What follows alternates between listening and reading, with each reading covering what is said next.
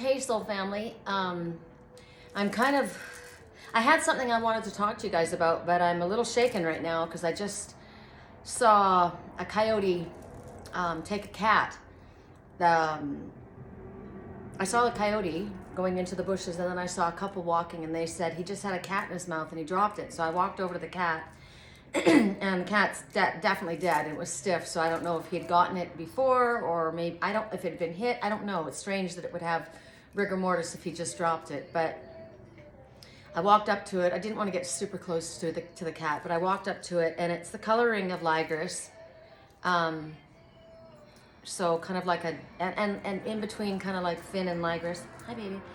So the coyote is the trickster. The coyote is talking about changes and the need to adapt to changes. And I was saying, you know, they have to adapt to this environment. And if we push them further and further away and push the rabbits and the wildlife out, and then the coyotes have, you know, they're going to take your cats. It's just another confirmation of me.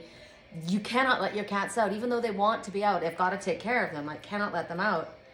They have to be like in an upper patio, or they've got to be in a safe environment, you know, completely enclosed in. So it doesn't matter what a place looks like for me, a house, it has to have a catio, or they can't go outside because it's instant death. You know, somebody just lost their cat. So Coyote says, adapt to the changes. Changes are going to be necessary to adapt to what's going on in order to bring your life into balance. It also talks about you need to laugh at yourself and have more fun. It talks about, you think of Wiley the coyote and the roadrunner, right? The roadrunner always outsmarts the coyote. The coyote keeps trying again and again. So what's the definition of insanity? Doing the same thing again and again and expecting a different result. So it's like laughing at your mistakes, but learn from them. Don't keep doing the same thing again and again and expecting something different. I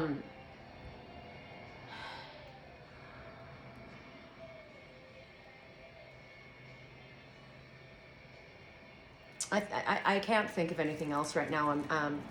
Well, there is one thing. It talks about loyalty, and it talks about that you might need to let go of loyalty to certain people or certain situations, but mostly people, because it's not in your highest good and they're not loyal to you. And it might be that it's holding you back. Whatever it is, your loyalty to certain people or certain situations, environments, jobs, whatever, it's holding you back.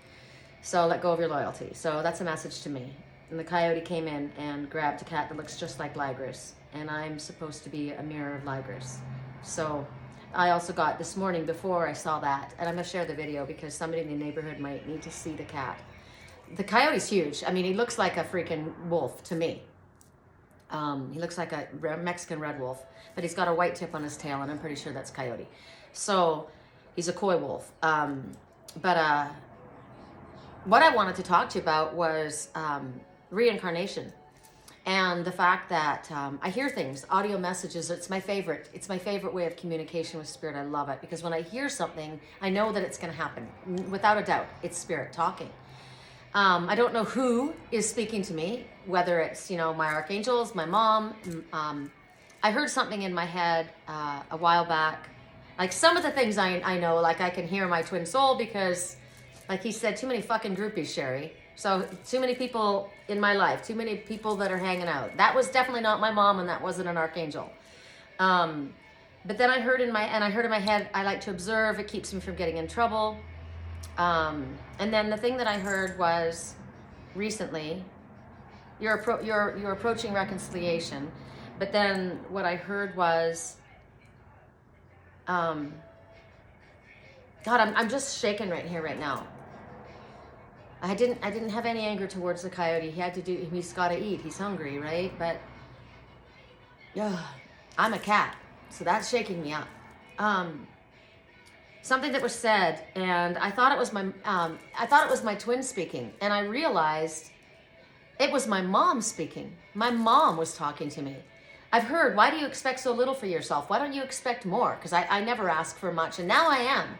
Now I realize I deserve more, and I'm asking for more. I've had a lot stolen from me, taken from me, unfairly, a lot of very unjust things, and I want back what was taken. I want what's mine. But what I heard was, I wish I could think what it is. I'm messing up this whole video, but I thought it was my twin speaking, and I realized, oh, I know what it is. There's a person that I have a suspicion about on my page. They're not who they say they are. And they've been following me since my mother died and my twin disappeared. And the person has my mother's name in their name. And I said, who is this person? And I got middle management unable to make decisions. And I'm like, okay. So I was watching a corny movie last night, feel-good movie, a Harlequin, not a Harlequin, what's it called? A Hallmark movie? Happy, lighthearted energy. And there was it was very clear to me from the beginning of the movie that these two people that had come into this town were angels, and they were there on an assignment, right, to help. And there are definitely angels walking. I'm an angel walking, but I'm actually living a human experience. But I knew in this movie, these were definitely angels walking, and I believe that we do have angels walking on the earth.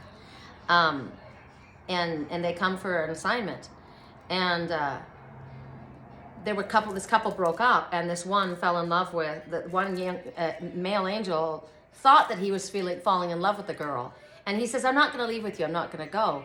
And she said, you didn't come here for her to fall in love with you. She's not in love with you. And that's not your job.